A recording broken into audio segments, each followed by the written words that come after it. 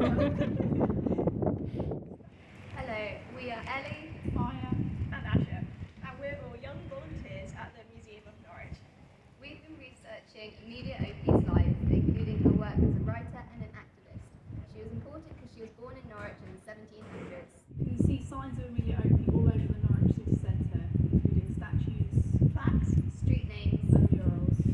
and even a portrait of her painted by her husband, John Opie, which is at the Castle Museum. But why was Amelia Opie such an important figure for the history of Norwich?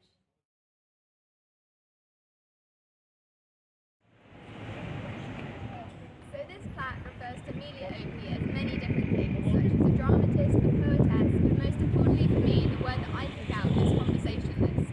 And so what exactly is a conversationalist? Well, for me personally, I think it refers to Amelia's activism.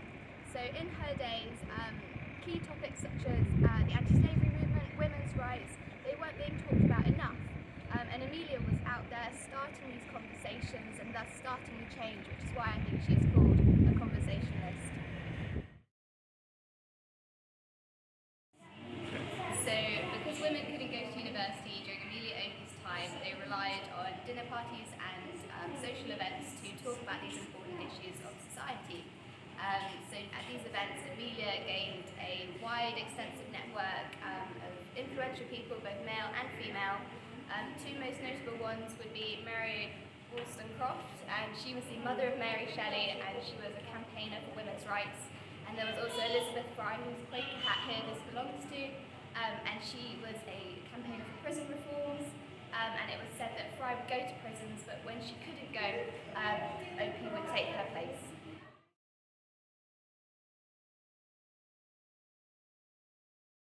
Although these three women were very influential, they could not have done all that they did just by themselves.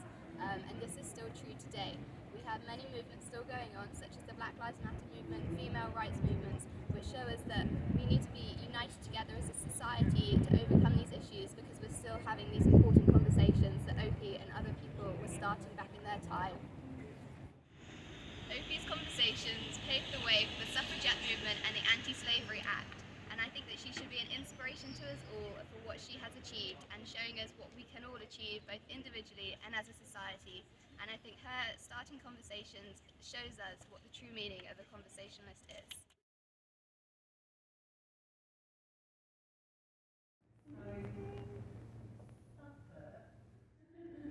Amelia Opie was very well known for her writing. She wrote many novels and, as you can see, a lot of poems. She started her literary career by writing classical and Gothic dramas, that later wrote more poetry novels. She wrote a novel, Adeline Mowbray, and this was based on the life of Mary Wollstonecraft, who was actually one of her close friends, and that literary and political circle of figures like Godwin and Wollstonecraft herself heavily influenced her political ideology, and that was shown through her work as well. For instance, in Adeline Mowbray, it tells the story of a girl who falls in love and doesn't want to get married due to the outdated sexist conventions associated with marriage and marriage vows and things like that.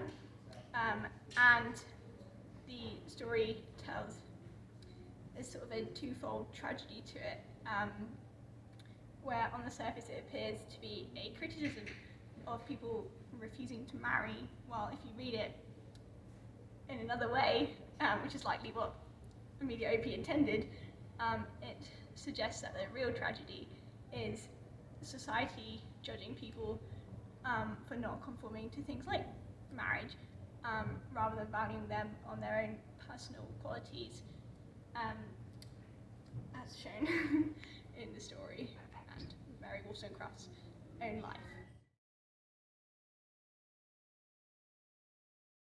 As well as writing lots of novels and poetry, Amelia Opie also wrote articles for several publications, such as the anonymous articles and I think poems as well that she published in the radical periodical The Cabinet, which was from Norwich. She published these works anonymously, perhaps because of the radical associations of that magazine, and apparently she claimed she would look at them and go, oh, no one will ever know who wrote these.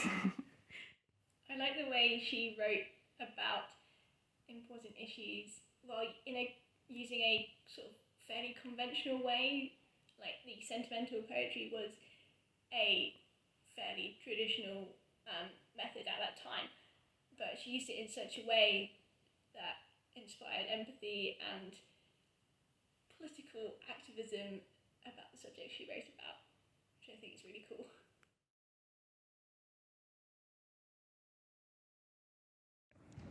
Amelia Opie was a passionate activist for many different causes, including women's rights, the abolition of slavery and prison reform. In 1825 she became a Quaker, which encouraged her activism. She often visited places like workhouses and prisons, along with other influential women like Elizabeth Fry.